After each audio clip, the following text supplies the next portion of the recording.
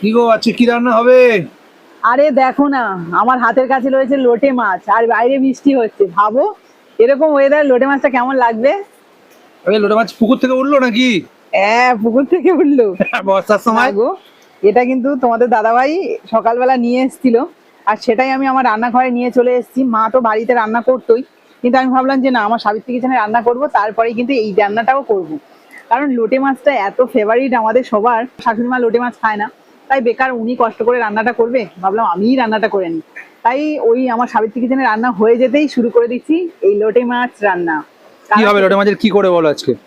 কারি তো অবভিয়াসলি, কারি না করলে তো ভাত খাবো কি দিয়ে, মানে এটা দিয়েই মা যত কিছু রান্না করুন না কেন, ওগুলো আমাদের কিচ্ছু চাই না এবং খাবোই না। মানে শুধু এটা এটা দিয়েই দিয়ে, খাওয়া হয়ে হ্যাঁ, যাবে। আমার হ্যাঁ। শ্বশুর মশাই, আমি, আমার ছেলেও পর্যন্ত কিন্তু এটা খুব পছন্দ করে, আর আমার বর তো মানে এটা ফেভারিট মাছ।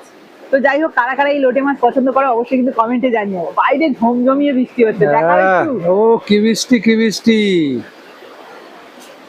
বাপরে বাপ, আমার রান্না কমপ্লিট হলো, সাবিত্রী কিচেনে রান্না কমপ্লিট হলো আর বৃষ্টি এসে গেল।